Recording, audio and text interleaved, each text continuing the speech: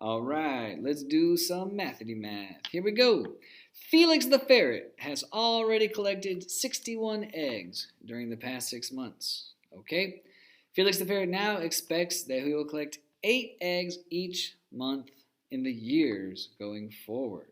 Okay, how many months will Felix need to collect eggs in order to meet his goal of having a total of 493 eggs? Okay, so we're going to write an equation or an expression that mathematically describes this story. In other words, let's tell the story with some math.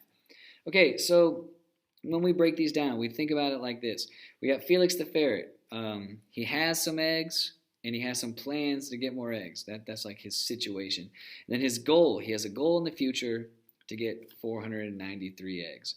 So to break this down, in essence, Felix has some eggs, and he knows that he can get more eggs, and he has a dream or a goal of reaching a certain point. And as always, I try to encourage you guys to apply this to your real life, right?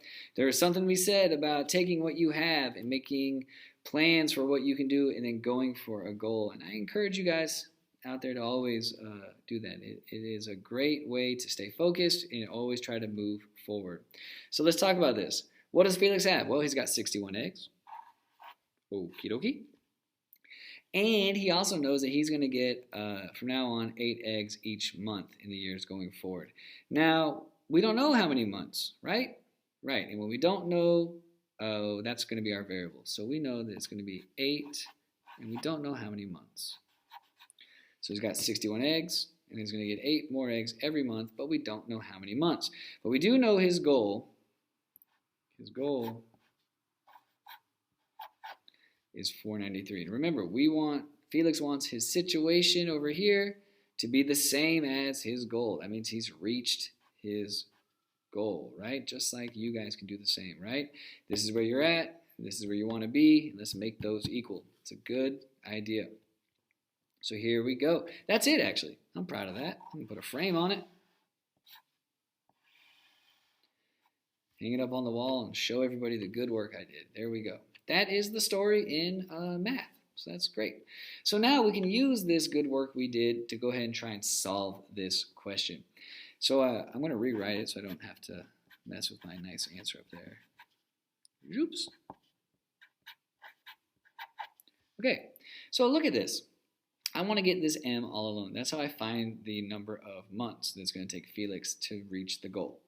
But to do that first, I need to move this constant of 61 over with the other constant. So I just do that by doing the opposite. This is a positive 61, so now I will just subtract 61 from both sides. This cancels, and I get left with 8m is equal to, and the math you want to do here is you want to take 493 and just subtract 61 from it. And if you do that, you get 432. Okay, let's get a little space here. Okay, so now we just got to get this m all alone again. So right now it says 8 times m, or 8 multiplied by m, and the opposite of multiplying by 8 is just dividing by 8. And there we go. This cancels. And we're going to say m is equal to, and we just say 432 divided by 8. We're going to get 54. So we know that in 54 months, Felix will reach his goal. He will feel so good and proud of himself after he does that. So good job, Felix. All right.